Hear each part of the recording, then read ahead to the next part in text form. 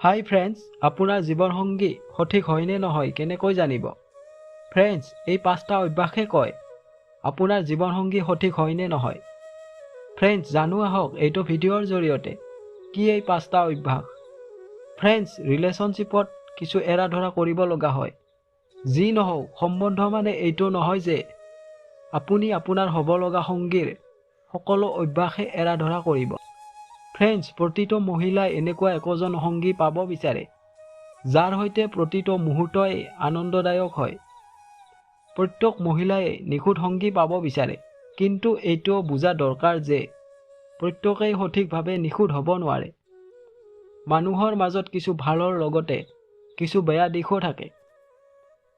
ৰিলেশ্যনশ্বিপত দীৰ্ঘ সময় মেইনটেইন কৰাৰ কাৰণে বহুত এৰা ধৰা কৰিবলগীয়া হয়।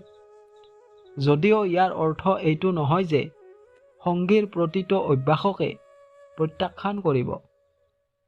সংগীৰ কিছুমান অভ্যাসে কয় যে তেওঁ আপোনাৰ কাৰণে সঠিক হয় নে নহয়।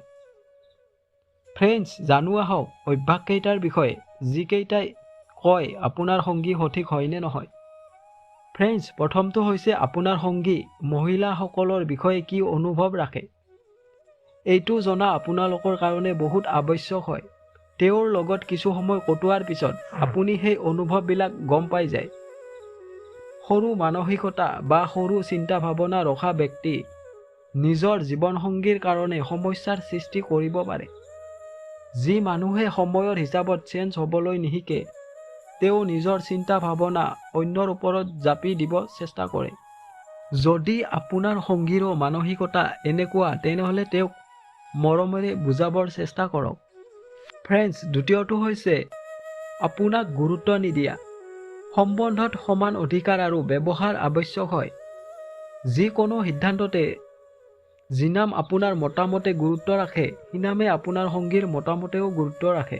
ফ্ৰেণ্ডছ, আপোনাৰ সংগীয়ে যদি প্ৰতিটো সিদ্ধান্ত নিজে লয় আৰু আপোনাৰ সিদ্ধান্তক বিশেষ গুৰুত্ব নিদিয়ে, তেতিয়াহ'লে জানিব এই সম্পৰ্ক চলাওঁতে আপুনি অনেক পৰিশ্ৰম কৰিব লাগিব। ফ্ৰেণ্ডছ, আপুনি আপোনাৰ সংগীক খোলাখুলিকৈ কওক যে তেওঁৰ এনেকুৱা অভ্যাস আপোনাৰ বেয়া লাগে। ফ্ৰেণ্ডছ, তৃতীয়টো হৈছে নিয়ন্ত্ৰণ কৰাৰ অভ্যাস। একোটা সফল সম্পৰ্ক প্ৰেম নাইবা বিশ্বাসেৰেই থাকে। কিছুমান মানুহৰ সকলো কথাতে বাধা আৰোপ কৰাৰ অভ্যাস থাকে।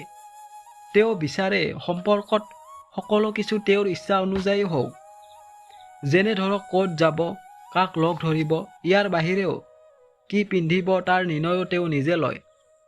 ফ্ৰেণ্ডছ, এনেকুৱা ভাৱনা ৰখা ব্যক্তি আপোনাৰ কাৰণে সমস্যা কৰিব পাৰে। চতুৰ্থটো হৈছে হিংসাত্মক আচৰণ। ৰিলেশ্যনত হাই কাজিয়া হোৱা সামান্য কথা, কিন্তু মুড বেয়া থাকিলে আপোনাৰ সংগীৰ আচৰণ যদি হিংসাত্মক হৈ উঠে, তেতিয়াহ'লে সাৱধান হোৱা দৰকাৰ। সম্পৰ্কৰ মাজত সহিংসতাৰ কোনো স্থান থাকিব নালাগে, আৰু যদি এনেকুৱা হয় তেনেকুৱা সম্পৰ্কৰ পৰা দূৰত থকাই ভাল। পঞ্চমটো হৈছে মিছা কোৱা ব্যক্তি। ফ্ৰেণ্ডছ, কোনো সম্পৰ্ক মিছাৰ আধাৰত নচলে। হাঁহি ধেমালিত কিছু মিছা চলি যায়, কিন্তু যি মিছাই আপোনাৰ সম্পৰ্কক প্ৰভাৱিত কৰে তাক আওকাণ কৰা কঠিন হৈ পৰে। ফ্ৰেণ্ডছ, যিকোনো সম্পৰ্ক বিশ্বাসৰ ভিত্তিতহে চলে, আৰু মিছাৰ কাৰণে সম্পৰ্ক লাহে লাহে দুৰ্বল হ'বলৈ ধৰে আৰু সংগীৰ লগত মতভেদ বাঢ়ি যায়।